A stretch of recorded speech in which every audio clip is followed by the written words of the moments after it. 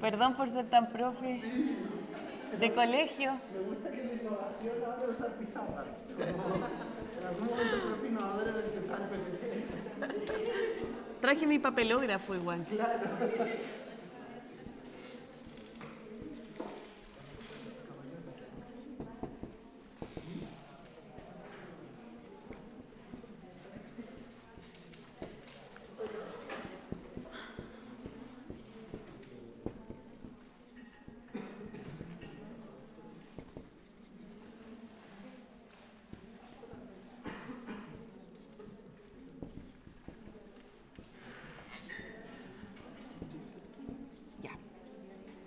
Esta cuestión es muy tecnológica, no sé cómo se usa esa cosita. Con este pasáis, con este volví y hace el punto. Ya, súper. Hola, hola a todos, a todas y a todes. ¿Se escucha bien ahí arriba? Sí. Ya, súper. No me voy a disculpar por ser tan profe, ya de escuela, porque necesitaba que pudieran retener estas ideas clave en el fondo que van a ser el eje de la presentación. Bueno, mi nombre es Michelle Villarroel. Nuevamente yo reitero el agradecimiento al equipo de Chile Necesita ESI. Me sumo nomás a todas las flores que ya les han tirado. Yo creo que siempre como un hito se marca este espacio y esta instancia.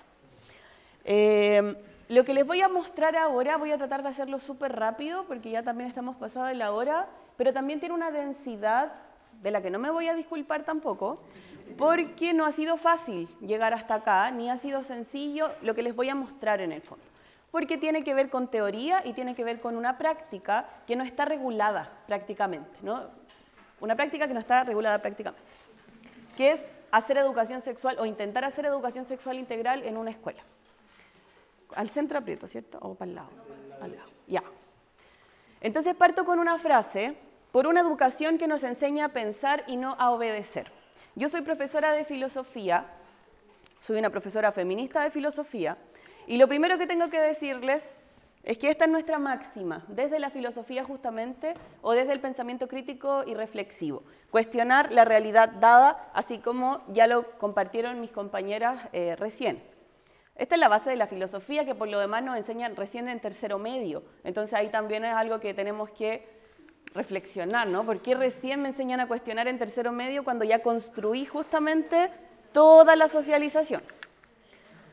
Ya. Autonomía progresiva va a ser un concepto clave en la búsqueda de una pedagogía horizontal, es decir, una pedagogía que contempla los conocimientos y los saberes y los valida en un espacio estructurado y vertical, que es la escuela tradicional que hoy día tenemos. Entonces se va a entender como la capacidad de niños, niñas y adolescentes de ejercer sus derechos a medida que se desarrollan mental y físicamente. Aquí me voy inmediatamente al ejemplo. Señora María, no le vamos a enseñar de orgasmo a un niño en kinder, ¿no? Porque en ese momento de su vida el proceso de desarrollo de esa persona no se ajusta a esos conceptos. Así de simple.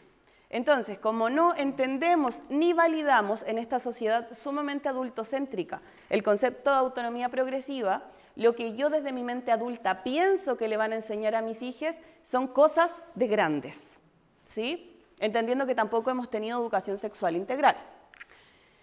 Por ende, es decir, a temprana edad es muy difícil que los derechos sean ejercidos por los propios niños y niñas, por los que se necesitan que los adultos y adultas velen por el cumplimiento de sus derechos, pero a medida que crecen y sean capaces de poder ejercer con mayor independencia sus derechos. Por ejemplo, el derecho a la participación.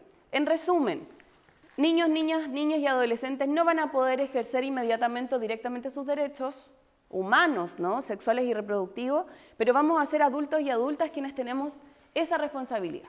Y yo miro eso y digo, wow, ¿en qué estamos metidos y por qué no lo hemos entendido aún? En resumen, un poco, ¿no? Así un resumen muy flight de lo que ya vimos en estas clases como súper técnicas. Nuestra sexualidad significa emociones, autoestima, autoimagen, significa salud mental y física, significa una predeterminación fisiológica, significa un aspecto sociocultural y significa relaciones humanas. Acá está mucho más completo, ¿no? Ahí está el unicornio del género. Esa es la sexualidad humana, somos una individualidad que se compone de manera sumamente compleja, pero eso va a afectar directamente en conceptos o en espacios como los que están acá descritos, en la idea del placer, en mi idea de desarrollo, en la idea de bienestar, en las oportunidades que tengo en la vida, en mi estabilidad, autocuidado, respeto, éxito, plenitud, relaciones sociales, justicia, dignidad, escuela, familia. Es decir, mi concepción de esto va a estar ligada directamente con todo eso otro. Por ende, cuando comienzo a hablar de educación sexual integral, lo que estoy entendiendo es que estoy fomentando la base de una experiencia social y política, o estoy construyendo a un ser humano integral que se va a vincular con todo el resto. Yo ahí me pregunto, ¿cómo, siendo profesor de asignatura, en el caso de la escuela, puedo pretender que mi contenido va a tener algún sentido en la vida de alguien si ese alguien no tiene una base sólida para vivir? ¿Sí? Y esa es una resistencia que hoy día ocurre. Yo tengo colegas que hoy día dicen, pero es que ¿cómo vamos a hacer ese taller si tengo que pasar raíz cuadrada de 3? No sé. ¿No? Entonces, como ya, pero ¿cómo tú pretendes que esta persona que se está masturbando en el colegio y que no entiende de qué se trata porque está en octavo básico, va a poder aprender la raíz cuadrada de 3 y lo va a poder aplicar? Es como, no le digo eso directamente, obviamente, pero eso es lo que está detrás, ¿no? Ya, respecto al contexto escolar, ¿de qué manera estos factores mencionados se van a reproducir desde el cuerpo docente? Un spoiler, primer spoiler. Yo soy profe, pero soy muy crítica de la labor docente también. Así que, para quienes están en formación o quienes ya son profe, no me voy a disculpar tampoco. Ya. ¿Cómo enseño algo que no sé, que no me he cuestionado, que me está afectando, que no considero relevante? Y esto también es un punto clave. Hoy, perdón, ¿levanto la mano? Ya, déjeme terminar la idea para que no se me vaya. ¿Cómo enseño algo, profe de asignatura, profe jefe, persona que trabajo asistente de la educación en una escuela, si no he tenido clases de educación sexual integral, si en el currículum nacional del Ministerio de Educación estos temas no aparecen, si no soy capaz de describir a un ser humano integral contemplando estos aspectos de la sexualidad que estamos mencionando? ¿Cómo enseño algo que no sé? Entonces, no vamos a pensar que los profes son malvados y a propósito no quieren hablar de educación sexual o no estudian sobre eso. Tenemos que contemplar factores como el agobio laboral o la carga excesiva de los profes, el mal pago, tengo que decirlo porque, ¿para qué? Nos pagan muy mal y tenemos mucho trabajo. Como la gente no está pensando en estudiar más porque ya es un esfuerzo vivir a veces y además tener que ir a la escuela y además estudiar paralelamente. Mal. Entonces, ya, ahora sí le doy la palabra. Tengo una consulta porque usted estaba hablando del contexto escolar, pero ¿qué pasa con la primera infancia cuando las tías tienen no tampoco quiero dejarle la responsabilidad a ellas, pero que tienen el deber de enseñar la autonomía a los niños, en el sentido de decir que este es mi cuerpo y tengo que respetar, o sea, tienen que respetarlo y nadie me tiene que sobrepasar si yo no quiero. Como el típico beso, abrazo. Y por otro lado, que yo quiero usar, un niño quiere usar una falda, pero no puedo usarla porque los niños se burlan. ¿Cómo pasa ese tipo de enseñanza sabiendo que está este adultocentrismo alrededor? Ya, yo quiero hacer una, qué bueno que lo menciona, porque quiero hacer una mención honrosa. Trabajé un año en un colegio que tenía prebásica, básica y media. Y a mi juicio, después de haber hecho un análisis todo el año, para mí el problema comienza en primero básico. Porque en kinder y en prekinder efectivamente se valida la autonomía progresiva. Efectivamente se enseña de límites corporales. Efectivamente, si la educadora de párvulo es más pro, al menos las con las que yo trabajé, que eran muy brígidas, yo me iba de mi oficina hacia mirar como lo que estaban haciendo, porque tenían dinámicas grupales en donde se abordaban temáticas sumamente importantes para la vida, pero quedaban ahí, porque ya en primero básico cambiábamos esta estructura y a todo el mundo se le olvidaba la autonomía progresiva. Entonces, hoy día, por una cuestión de currículum, las educadoras de párvulo sí manejan esos temas. Ya obviamente se van a cruzar temas de roles de género, estereotipos de género de cada persona, que es lo que vamos a ver más adelante también en el rol docente, pero a mi parecer, en la etapa prebásica, esa información va súper bien encaminada. El problema comienza cuando comenzamos en primero básico a priorizar contenidos, por ejemplo, y a priorizar modos y a priorizar esquemas sociales. Porque que hoy día estemos acá 2 horas mirando hacia adelante no fue por arte de magia, ¿no? Sino porque estuvimos escolarizadas y escolarizados gran parte de nuestros primeros años de vida. Entonces, para allá va quizás la cosa. No sé si le respondí tan bien. Ya. ¿Había otra mano levantada? ¿No? Ya. Si voy muy rápido, igual avíseme porque yo de repente me disparo. Entonces, ¿cómo enseño esto, no? Estamos hablando de este adultocentrismo, de este traspaso vertical de información, pero que radica finalmente en un sistema de educación tradicional.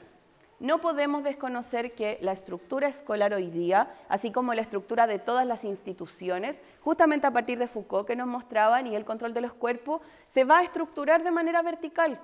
Yo soy el profe, yo soy la profe, yo tengo la verdad, yo hablo. Frente a eso también hay una responsabilidad enorme, porque yo ahora podría estar inventando, y salvo a las personas que saben del tema, quizás ustedes no tendrían cómo rebatirlo. Esa es la responsabilidad docente. Asimismo, cuando los estudiantes piden tu opinión para validar sus experiencias.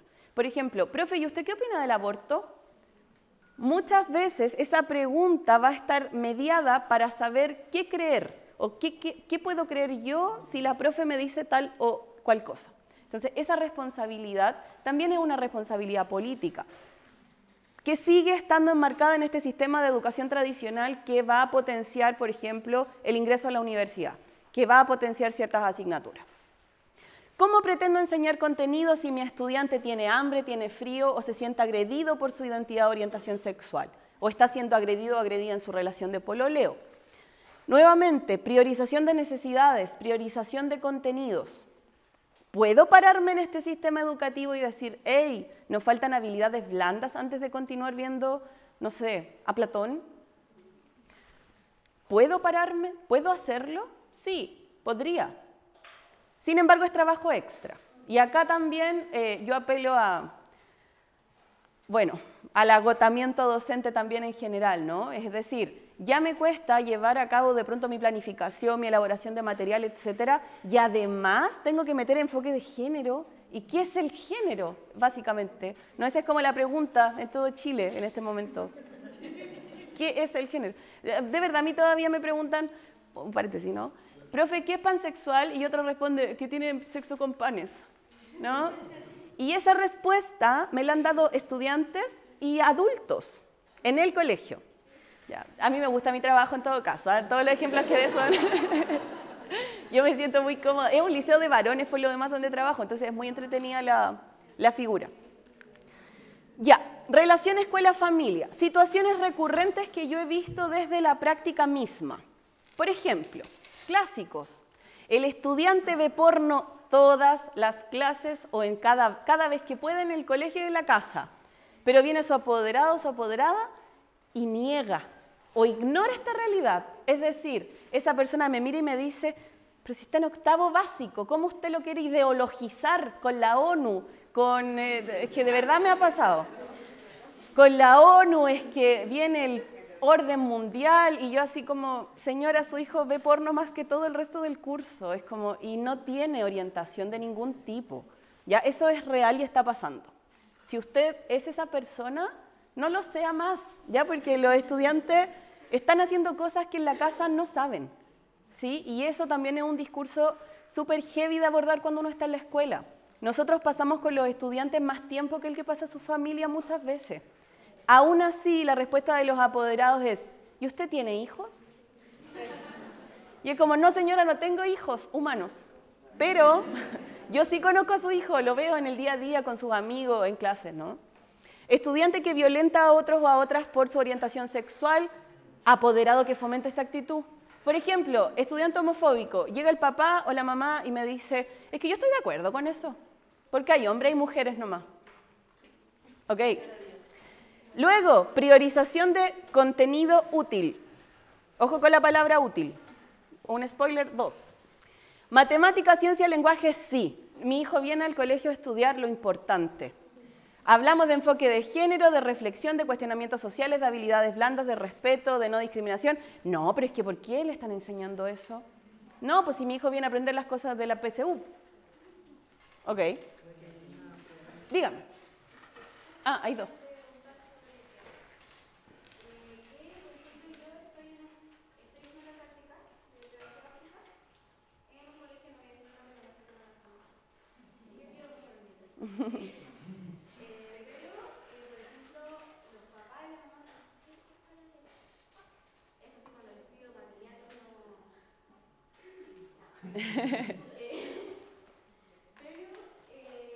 Por ejemplo, me ha tocado mucho en el recreo que una niña se me acerca corriendo y dice, el Máximo estaba con la Juanita y me tuvo que obligar a entrar al baño de hombres.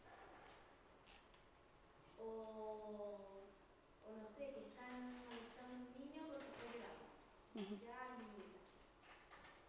Entonces, uno le avisa a la profesora jefe, la profesora jefe es que una conversación los papás. Después, al día siguiente, en la mañana, llega un mail gigante, como después de la Biblia, así, diciendo como, usted entendió mal, mi hijo nunca hizo eso, y cuando uno para la clase, o a la vuelta del recreo, cuando los niños ya están sentados y trata de hablar con ellos, de que a los compañeros y a las compañeras hay que respetarlas, de que hay que validar a todos, de que todos tienen que ir al colegio, como que se malinterpreta todo y en el mail sale que, onda, no sé, yo a la profesora le hablamos sobre sexo, no sé. Entonces, ¿cómo abordarlo cuando los papás están tan metidos en alegar y no en cooperar? Mire, lo primero que yo le voy a decir es que la realidad en el 99% de las escuelas es funesta respecto a este tema. Es aciago, es un pantano, es una piscina de caca, digo yo. Es lento y huele mal. Ya, entonces lo primero que tenemos que hacer es visualizar esa realidad. Lo segundo que tenemos que entender es que como casi nada está regulado, hay que ser estratégico. Yo he sido muy amable, yo soy muy amable en mi escuela, soy muy pesada en general, pero ahí soy muy amable. Sobre todo el año pasado, este año es mi segundo año, ahora soy más pesada. Yo digo que soy una estrategia de la educación sexual en el colegio, porque no se trata solo de conocer el contenido o de ver el problema, se trata de cómo entender que esta temática que genera tanta resistencia, tenemos que hacerla llegar de alguna forma. Y una pedagogía dinámica logra capturar a todas las personas de la sala, porque si no, puedo ajustarlo. Entonces, ¿de qué manera yo me acerco a la comunidad? Va a ser una pega extra, porque en el fondo tengo que primero reconocer esa realidad y luego tengo que generar alguna estrategia para no generar más resistencias aún. Por ejemplo, a mí no me sirve que mi estudiante me vea como la que lo paquea porque se masturba. No me sirve, porque en el fondo yo no quiero ser su amiga tampoco, pero sí quiero ser una figura de confianza. Sí quiero ser una figura donde él me pueda contar su problema, aunque se ponen del color del muro, ¿no? De allá. Y llegan así como, y tartamudean, y es como, pero me cuentan. Entonces, gracias estudiante por eso. Finalmente, esa es la sugerencia que yo puedo dar. Reconocer la realidad y el contexto y generar alguna estrategia. Porque hoy, eso que tú me cuentas es lo que pasa a diario. Y, de hecho, hay estudiantes incluso que van a reclamar que por qué la profesora está hablando de esos temas, si él está en clases. Como si estos temas no fueran parte de la formación. Entonces, eso también es algo que tenemos que clarificar y ser muy sinceras y sinceros en nuestro ejercicio docente, cuando nos enfrentemos a esta realidad. Y vuelvo a insistir. Claro, así como, no, esta persona es degenerada, por eso le está hablando esto a mis hijos, así. Bueno, eso, diga. Eso no pasa solo como al hablar de temas como educación sexual integral, sino que pasa incluso como entre las mismas asignaturas que se priorizan. O sea, hoy día estuve, antes de venir acá, estaba en un taller de las matemáticas también cuentan. Fue un proyecto que surgió de algunas personas de la Facultad de Educación, la jefe de carrera de Pedagogía Básica. Y lo que hace es vincular la literatura infantil con las matemáticas. Y comentábamos justamente lo mismo, que también hay una resistencia a que exista como cohesión entre las diferentes asignaturas, porque también pasa que hay papás que reclaman, si tú los mandas a leer un libro y después le haces alguna pregunta matemática respecto de un libro que se supone que era de lenguaje, entonces están estas resistencias como de no, eso es lenguaje, eso es matemática y no se pueden tocar y no se mezclan y se enojan, o los niños se confunden y los papás son los que más reclaman también, porque matemática es matemática, lenguaje es lenguaje y no hay que mezclarlo. Eso lo vamos a ver ahora, eso mismo. Ya, cierro acá con esto.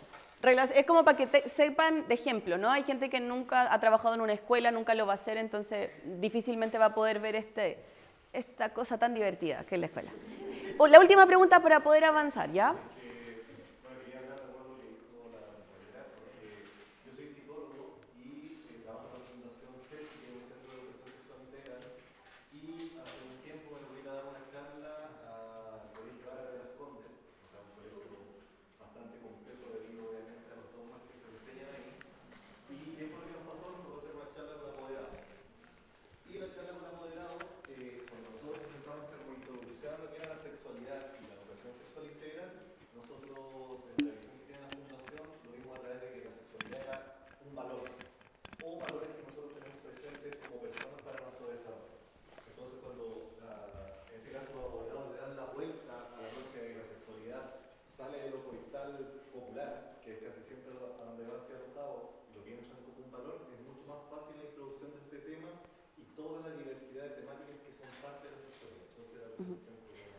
Esa es, por ejemplo, la estrategia. Es como cuando hablamos de feminismo y si yo le digo a la señora María, sea feminista, no. Pero si le digo, señora María, ¿usted cree que todas las personas tienen que tener los mismos derechos y vivir en una sociedad justa, digna e igualitaria? Y la señora María te dice, sí.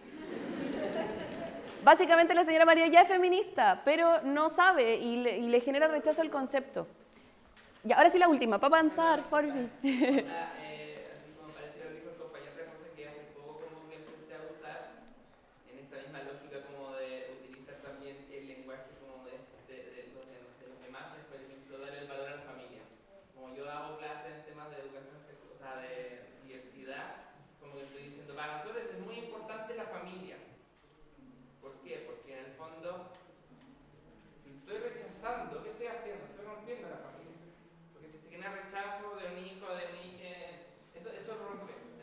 Familiar.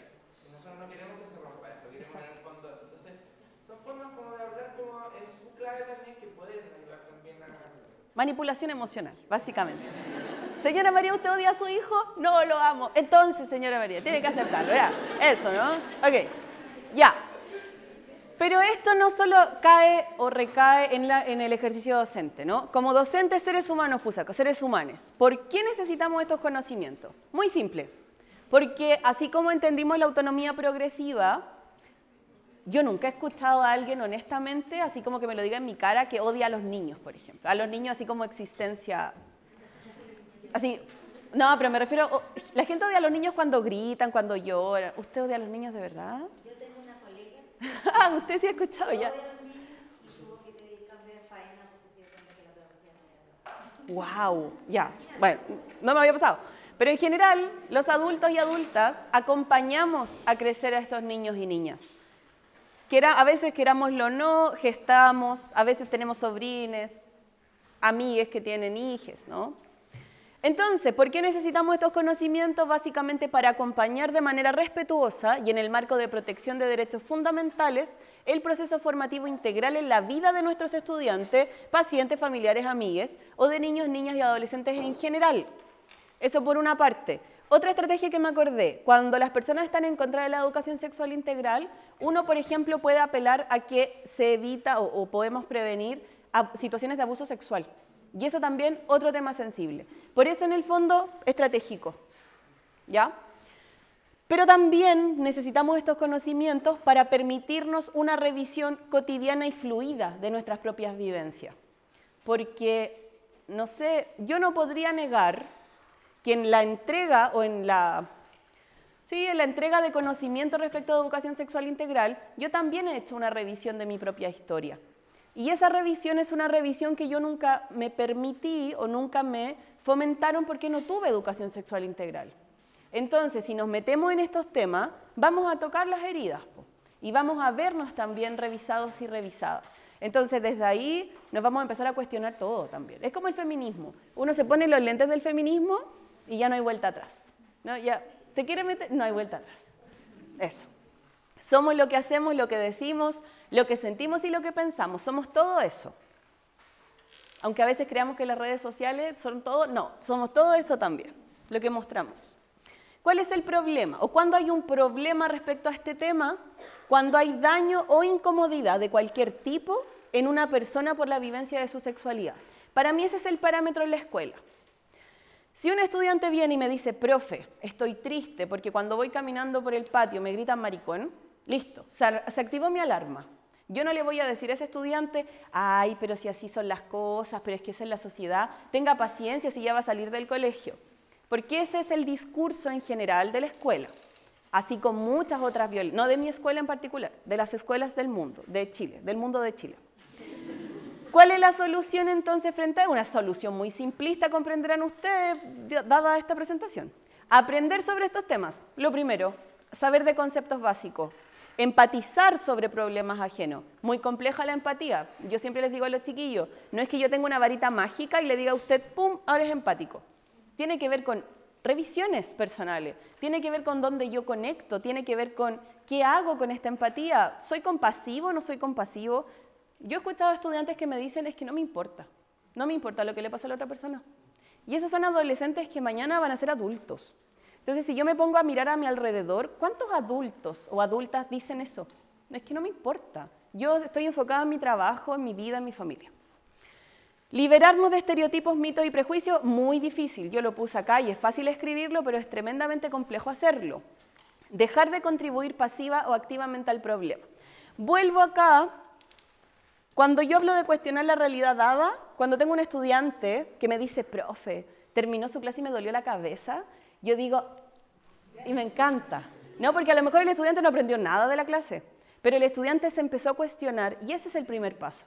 Con educación sexual integral estamos tan en el menos 1 millón que cualquier paso que demos ya va a ser un avance, ¿ya? Entonces, para no perder tampoco tanto la esperanza tan rápido. Entonces, también dejar de contribuir pasiva o activamente al problema. Ok, me da susto ir a las marchas, no me quiero sacar la ropa, no me quiero poner cola de caballo, no quiero abortar. Yo no quiero hacerlo. Pero si veo que le están pegando a alguien por su orientación sexual, ¿qué voy a hacer? ¿Me voy a hacer la loca? ¿Me voy a acercar? ¿Qué voy a hacer? ¿No? En el fondo es esa la invitación. Estas soluciones son invitaciones a que podamos también plantearnos cuál es nuestro rol respecto a este otro problema, contemplando que vivimos en una sociedad. Prácticas sexuales comunes y desarrollo integral en el contexto educativo de lo que yo he visto hasta el momento. Visualización de pornografía en la sala de clases, pan de cada día. Masturbación, tiene muchos temas. De hecho, hoy día un niño de ese color llegó a preguntarme. Me dice, profe, ¿sabe? Hace tiempo tenía una duda, que es que si yo me masturbo mucho, después tengo eyaculación precoz. Dudas, ¿no? ¿Alguien de ustedes se ha preguntado eso alguna vez en la vida? Sean verdaderas personas. Okay, sí. Son preguntas que nos hacemos. ¿Y qué hacemos? Buscamos en Google y vamos a encontrar 1000 cosas. Que un poco también validando lo que decía Katiuska, hay mucho contenido, pero hay que tener mucho ojo con el contenido también. No olvidar que el bus de la libertad se llamaba de la libertad. Entonces, ojo con eso. Situaciones de violencia sexual virtual, esta cuestión es sumamente compleja porque hay 0 políticas públicas para enfrentar este problema. O sea, nos podemos agarrar y vamos gestionando y jugando en el camino con normas. Ni siquiera me voy a meter hoy día en los reglamentos internos de los colegios ni en las leyes de convivencia escolar porque es otro mundo que yo miro y digo, ¿en qué estaban estas personas? Situaciones de acoso sexual y por último, placer sexual puse yo. O sea, acá hablamos de placer sexual, pero en la escuela hasta se evita hablar de placer. Yo un día hice una actividad y planteaba qué situaciones te han generado placer a lo largo de estos años. Y alguien me hizo el comentario y me dijo, pero ¿placer será la palabra más adecuada? Y yo dije, sí. y me miraron, no fue mal, obviamente que me lo preguntó, pero claro, ¿no? Se genera un eco, pasa algo cuando yo hablo de placer. O sea, si yo digo, hay dos niños jugando y que se ven súper placenteros en esa acción, y es como, niños, placer, degenerada, ¿no? Es como, es un poco el ejercicio. Eso a grandes rasgos, ¿ya? Porque obviamente hay otras temáticas mucho más complejas en distintas realidades. Algunas preguntas que nos podemos hacer en nuestro ejercicio docente. Yo hoy día traigo más preguntas que respuestas, por si acaso. ¿Cómo hablar de placer sexual en la escuela? Primera pregunta que me podría hacer, ¿hablamos ya de placer en la vida? Es decir, ¿comer chocolate me genera placer? Podríamos preguntarnos eso respecto a nuestro contexto educativo o el contexto educativo donde están nuestros hijos. ¿Cómo evitar, por ejemplo, la violencia en el pololeo como un problema integrado en el currículum nacional? ¿Cómo incorporo en matemática utilizar de pronto una estadística de femicidios para enseñar un contenido del currículum en matemática? ¿Por qué el profe de matemática no lo está haciendo? ¿Será por falta de voluntad? ¿Será porque es una persona horrible? ¿Será porque no sabe, porque no se le ha ocurrido? Mi respuesta es que no hay enfoque de género simplemente, ¿no? Entonces, por eso, enfoque de género y pedagogía tradicional vertical. Creo que por ahí empiezan las respuestas. ¿Cómo erradicar los estereotipos asociados a los procesos de desarrollo corporal, emocional y social de los estudiantes? Cuando yo hablo de discriminación en la escuela, no solo estoy pensando en temas de sexualidad. El mismo grupo que violenta a los homosexuales de la escuela, violenta a los orejones, violenta a los chicos del programa de integración escolar, violenta a los chiquillos extranjeros, violenta a un profesor que tiene alguna característica física.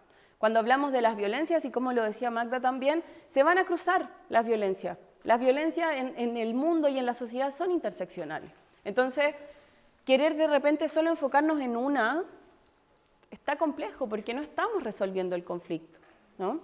Yo les digo en la escuela, yo hablo de esto porque me pagan por hablar de estos temas, pero no olvidemos todas estas otras violencias. ¿Cómo gestionar las influencias de redes sociales, socioeconómicas o religiosas en el deseo de niños y adolescentes, por ejemplo? Cris MJ apareciendo con una pistola, ¿no saben quién es Cris MJ, no? Sí, ya. Cris MJ con una pistola, así como amenazando a un productor, no sé. O la hipersexualización de los videos de reggaetón. Yo amo el reggaetón, pero soy una adulta. Crecí con reggaetón igual, entonces quizás qué tipo de adulta. Pero los adolescentes hoy día que están con toda esta inmediatez, está afectando. Muy cortito, por favor. Quería preguntar hace rato, yo soy docente también y he trabajado en espacio educativo. He intentado en algunos espacios educativos hablar sobre feminismo a través de distintas estrategias. Y efectivamente, otro spoiler para quienes están estudiando pedagogía o quienes están trabajando en el ámbito educativo, lamentablemente todo lo que sea relacionado a género o feminismos o cualquier cosa relacionada a la escuela de ESI requiere también de reconocer que es un tema tan tabú que puede significar también la pérdida del contrato. O sea, puede significar el contrato y de hecho esto puede pasar porque se considera a los docentes y los docentes todavía como seres asexuados y también como seres que tienen que perpetuar un rol que tiene que ver como con la constitución de normas y estereotipos que se asumen a lo heterosis, ¿cierto? Y eso incluye muchos tabús. Entonces, quería saber, porque me ha pasado también que he trabajado haciendo capacitaciones en espacio educativo respecto a temáticas de género a través de una organización en la cual estoy, y me pasa mucho que desde los espacios educativos tienen la capacitación externa, más allá de la capacitación interna. Puede ser la misma persona, pero me van a contactar de otro espacio educativo como una persona experta, pero del espacio educativo en el cual esté, la verdad es que van a evitar porque se ve mal que la profe, o los docentes conozcan sobre estas temáticas o las conversen, ¿cierto? Entonces, ¿de qué manera has logrado tú, si nos pudiese contar un poquito sobre eso y no nos pasamos tanto, quizás sortear esas barreras de alguna u otra manera? ¿Cuáles han sido tus estrategias para poder lograr abordar este tipo de temáticas en el espacio educativo en el cual estás? Me llama muchísimo la atención. Ya, voy a tratar de hacerlo muy breve, es que tengo mucha historia, muy divertida. Ya, pero yo recién este año me siento más, miren lo que voy a decir, yo llevo muchos años trabajando en activismo también, desde hace harto tiempo, y hago talleres, y hago capacitaciones, y la gente me paga por aprender cosas. pero dentro de mi equipo de colegas hay muchos que no me validan. Una, porque soy parte del equipo de convivencia escolar, que ya así, como que entré con la cruz puesta en la frente, porque como convivencia escolar no hace nada, bla, bla, bla. Y dos, porque estas temáticas implican una revisión interna. E implican, como no sabemos qué nos va a decir la colega, no sé qué decir o qué no decir, porque en el fondo la voy a estar viendo todo el tiempo. Si viene Juanito Pérez de un lugar X, obvio que a lo mejor va a ser más sencillo hablar con él porque no lo conozco. Nuevamente, y bueno, una tercera cosa, siempre que ustedes se paren desde los derechos humanos y luego desde los derechos sexuales y reproductivos, va a ser más difícil que les hagan la cruz de inmediato. Mi estrategia fue ser muy amable con personas estratégicas dentro del colegio. Entonces, personas que además representaban figuras de autoridad dentro del espacio escolar. Por ende, era como, no les digo yo que es toda una estrategia, pero también hay que entender que hay escuelas donde va a ser una batalla perdida. Pero así como hay una escuela que es una batalla perdida, posiblemente en este mundo de Chile, que está lleno de escuelas, van a poder encontrar el lugar donde trabajar. Porque yo me demoré 6 años en encontrar este lugar, donde puedo ir con mis tatuajes, donde puedo ir con ahora no lo tengo, con mis piercing, donde puedo hablar de sexualidad. Y eso fue, y claro, para algunas personas es una comunidad súper hostil. Desde mi estrategia me ha resultado sumamente cómodo trabajar ahí. Pero pienso en otros colegios donde he trabajado que habría sido imposible. Entonces también hay que entender que hay que elegir las luchas y hay que poder posicionarnos desde ciertas trincheras para no morirnos en el intento. Entonces, si finalmente una comunidad te rechaza, esa comunidad está perdiendo. Y vas a poder encontrar otro espacio donde trabajar y generar nuevas estrategias más amigables de pronto con ese entorno, aunque no deberíamos hacerle más amigable el camino al enemigo discriminador, pero es como una forma de enfrentarlo. Ya, rápidamente. Algunas propuestas sociopolíticas con enfoque de género que están presentes en lo anterior, ¿no? Es decir, en la concepción de mi sexualidad, en el ejercicio de mi práctica sexual y lo más complejo, creo yo, en este momento, en la concepción de deseo sexual que puedo tener siendo adolescente. O en la concepción, sí, porque es una concepción, estoy aprendiendo del mundo qué puede ser esto y qué no. Yo puse algunas teorías, ¿no? Por ejemplo, instrumentalización de los cuerpos, pueden anotar los conceptos y ustedes después ahí pueden desarrollar. Cuerpos que sirven con un objetivo afectivo, reproductivo, placer personal, que satisfacen necesidades específicas en la virtualidad o en lo inmediato. Yo tengo estudiantes que hoy día siguen pensando que hay mujeres para casarse y mujeres para pololear. Sigo teniendo estudiantes que reproducen videos de TikTok o de chiquillas que encontraron ahí, que les enviaron los packs por WhatsApp y para ellos no son mujeres. Y siguen ellos creyendo que yo soy profesora, que no soy mujer. ¿No? Entonces, hay una instrumentalización de los cuerpos que no podemos negar. Está el mito del amor romántico, ¿no? ¿Qué entendemos por esto? Ideas y creencias generalizadas en la sociedad y la cultura, las que se aceptan como verdaderas y suelen suponer una simplificación y o distorsión de la realidad e influir en nuestros comportamientos. El amor romántico está por todas partes. Yo no necesito ir como con la película Disney y decir, mira, no, eso está metido, entramado en nosotros y en nosotres. En todas partes. Familia y vínculos. La violencia intrafamiliar, una constitución familiar como factor determinante en la concepción de los vínculos de cuidado amoroso, afectivo y sexuales. El otro día yo le pregunto a un estudiante, ¿quién lo regalonea? Me estaba contando algo muy heavy que le había pasado ese día. Y me dijo, nadie. Y yo en mi mente así como, porque a mí me regalonea mi mamá, mis hermanas, de distintas formas, mis amigas. Y él me dice, nadie. Y yo empecé a preguntar, ¿y su mamá? No, es que ha trabajado siempre. ¿Y quién más? ¿Y su abuelita? No, es que lo mismo. ¿Y quién le cocina? No, yo cocino para mi mamá también cuando puedo. Y es como, wow, ese chico. Y de hecho, partí preguntando eso porque él me dice que no le gustaba recibir cariño. Le digo, ¿quiere un abrazo? Le pregunto obviamente, ¿quiere un abrazo? No, profe, es que no me gusta como que me abrace mucho. Ya. Entonces, todo eso va a influir también en quiénes somos hoy. Factores socioeconómicos, también se había mencionado, cómo influyen en la proyección de la vida, lugar de origen, ingreso económico, creencia religiosa. Si me han enseñado toda la vida que lo único que tengo que hacer es plata, porque soy muy pobre o porque soy muy rico, entonces mis vínculos afectivos, mis vínculos sexuales van a ir enfocados para allá, es inevitable. Entonces también tenemos que considerar todo eso. Ya. Reflexiones muy generales. Hay una escritora, Marcela Lagarde, que plantea lo siguiente. Cuestionar el amor, el ejercicio de amar, lo que se entiende como tal, haría tambalear el consumo ilimitado que se promueve y obnubila con el amor ideal. Estructuras de orden jerárquico y sexuadas que esperan de los cuerpos de hombres y mujeres rendimientos acordes al sistema económico. Nos duela o no, estamos viviendo en una época de amor neoliberal. Lo queramos aceptar o no, queramos creer que salimos de ahí, estamos en eso. Si no, métanse a las aplicaciones de cita, incluso las más pro. Yo soy fan de las aplicaciones de cita porque es como que voy chequeando lo que pasa en la realidad.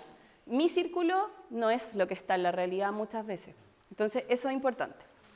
Al no cuestionarnos lo anterior, negamos en la práctica que el amor y el deseo son una construcción en proceso permanente, con condiciones, con reglas y límites, y esta es una frase de mi tesis, entonces por eso la puse, y que no es finalmente una casa prefabricada de material ligero que vamos a pagar en cuotas. Yo no compro un amor que viene justo a mis medidas.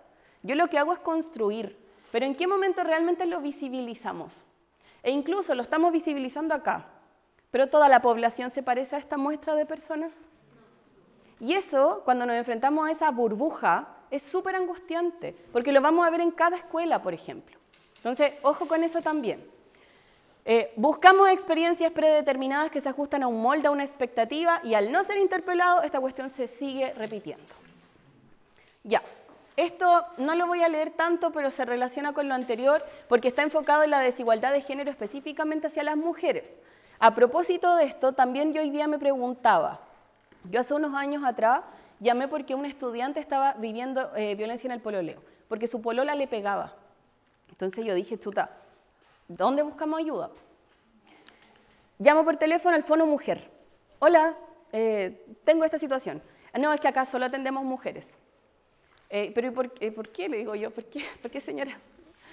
No, porque los hombres siempre son los victimarios.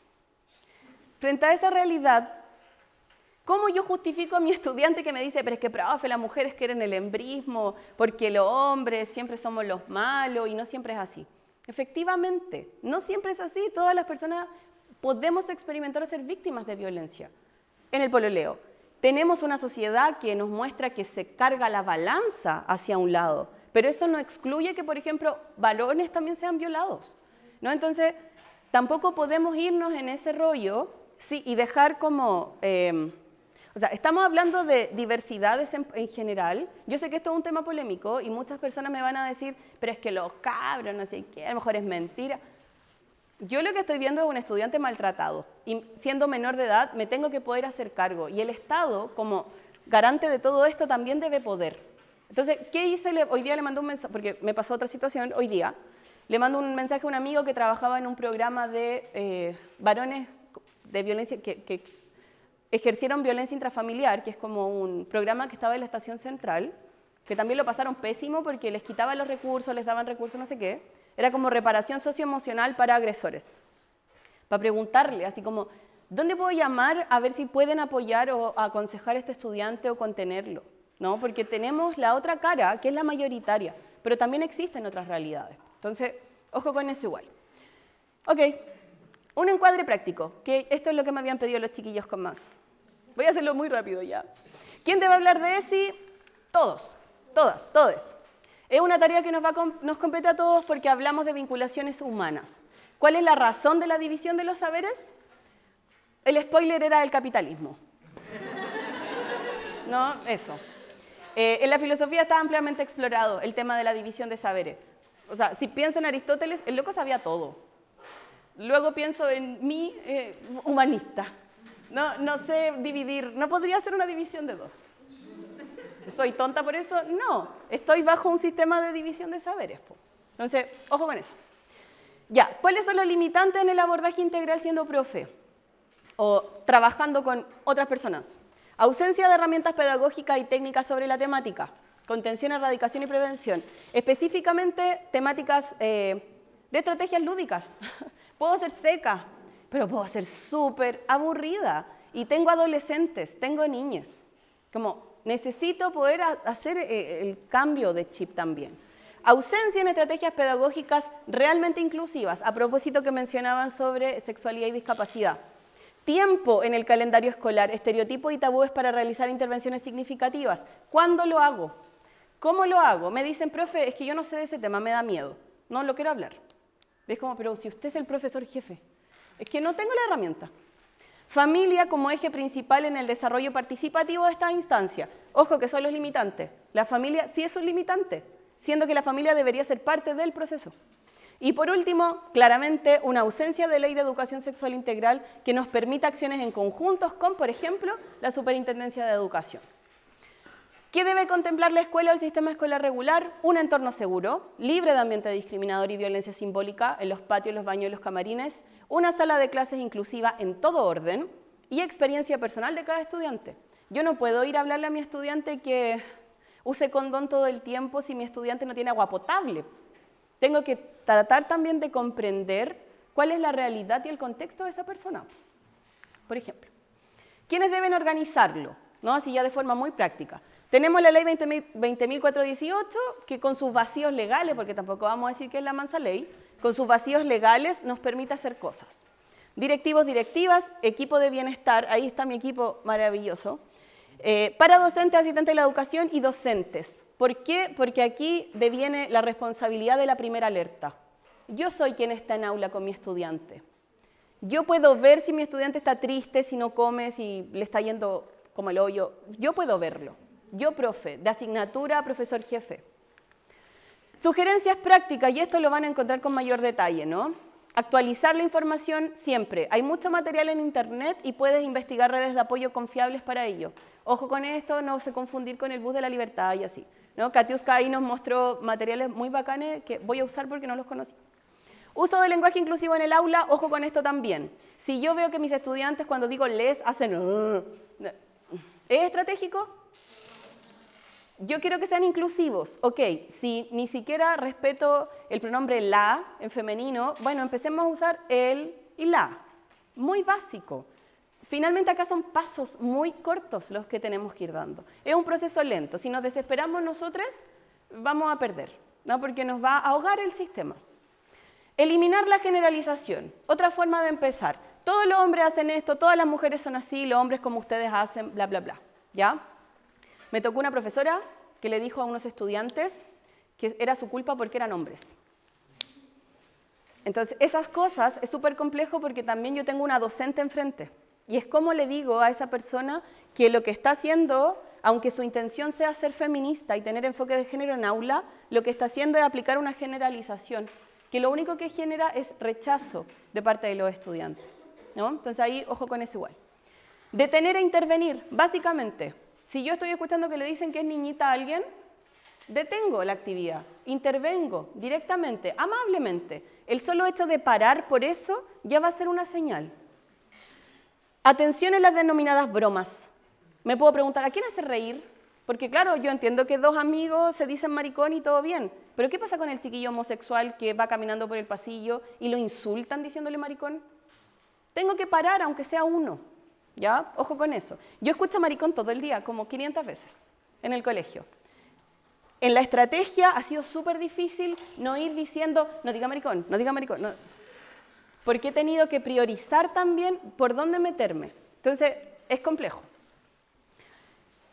Ya, en caso de existir duda o curiosidad sobre la identidad de la otra persona, que esto me pasa mucho en la escuela, por ejemplo, una persona trans, queer o no binaria, podemos preguntar el nombre social, quizás no al estudiante directamente, porque para eso hay adultos y adultas en la escuela haciéndose cargo.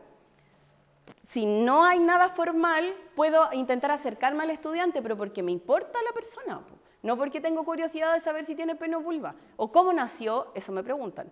O me han preguntado, ¿pero cómo nació? ¿Con pene o con vagina? ¿Y qué tiene ahora? Es como, ¿para qué le importa? ¿No? ¿Por qué le está importando eso realmente?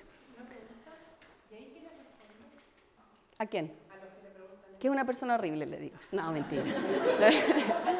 No, le digo, profe. ¿Por qué quieres saber eso?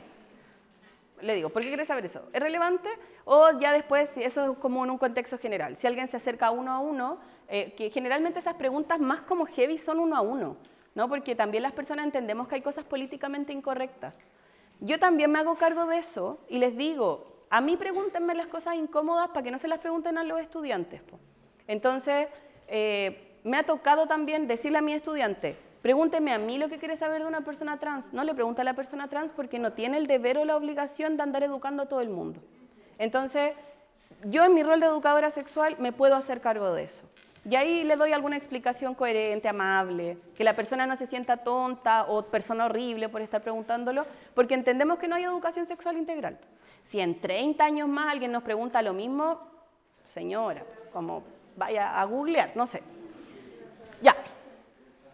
Aquí, concreto que les va a quedar también. Por ejemplo, si un estudiante me pregunta, profe, en sexto básico, profe, ¿qué es un orgasmo? Y yo estoy hablando así como de la mitocondria. ¿Existe eso, no? ¿Mitocondria? Sí, sí. Entonces, yo estoy hablando, ¿verdad? Yo estoy hablando de la mitocondria y un estudiante levanta la mano de sexto básico y me dice, profe, ¿qué es un orgasmo? Yo como profe, ¿debo explicarle qué es un orgasmo en ese momento? ¿Qué creen ustedes? ¿Qué harían? ¿Algún profe? ¿Qué haría? Después. Ya, después. ¿Qué más?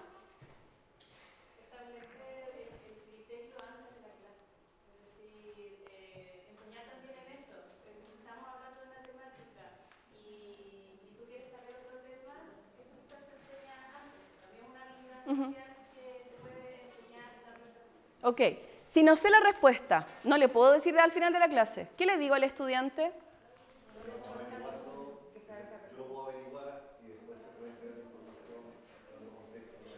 Perfecto, me encantan. Ojalá todas las personas fueran como ustedes. ¿Qué tenemos? Personas que comienzan a explicar y a entramparse y terminan del color de la pared con correos de 500 páginas de sus familias, o personas que inventan. Pasa, inventan cosas. Y es como, no puedo fallar porque soy el profe. No puedo fallar porque... ¿Pero por qué le dijo eso, profesora? Pero es que, ¿qué le iba a decir? No le iba a decir que no sabía. Ok. Es una pregunta muy interesante. Gracias, Juanito, por preguntarme qué es el orgasmo. Pero lo podemos ver la próxima vez, porque ahora estamos hablando de la mitocondria. A ver, Juanito, ¿qué aprendió de la mitocondria? Luego también yo me puedo preguntar por qué Juanito en sexto básico ha escuchado la palabra orgasmo. Y eso también es otra línea de abordaje que debo poder notificar a quien corresponda dentro de la escuela. Ya, y esto es mi máxima joyita, que ha sido sudor y sangre y lágrimas y mucho amor en los últimos años. ¿Cómo planifico una actividad que básicamente es como planificar una clase? Que tampoco nunca nos enseñan muy bien en la universidad a planificar clases. Identifico un problema, tema, investigo. Veo que hay muchos embarazos adolescentes en la escuela. No tengo apañe de nadie. Si lo digo así me van a echar. ¿Cómo lo hago entonces? Bueno, no sé tampoco cómo abordarlo. Nadie me ha enseñado de este tema. Busco fuentes confiables. Defino un objetivo de la actividad. Yo puse ahí taxonomía de Bloom, de Marzano, Anderson, el que a usted le guste más. Planificar la actividad según el curso, significativo al contexto, tema puntual. ¿Para qué le voy a hablar de embarazo adolescente si lo que yo estoy viendo es que inflan los condones y no se los ponen? ¿No? Es como, ¿qué es lo más urgente en el fondo? ¿Ya? Y por último, focalizar el tema. No salgas del tema, no improvises. Esa es la clave. Si yo preparé esto, yo me aferro así y vuelvo. Juanito, ¿quieres saber otra cosa? Porque acá pasa. La gente empieza a tener muchas ideas que vienen a partir de tema A y van en Z sus mentes. Eso pasa. ¿Yo preparé Z? No. Entonces, ¿qué tengo que hacer? Traerlos a A de nuevo. Tomar nota de Z y de todo el tema para otra clase. Porque a lo mejor yo estoy viendo algo que ustedes no, o al revés. ¿Ya? Entonces, eso es importante. Listo, eso es todo.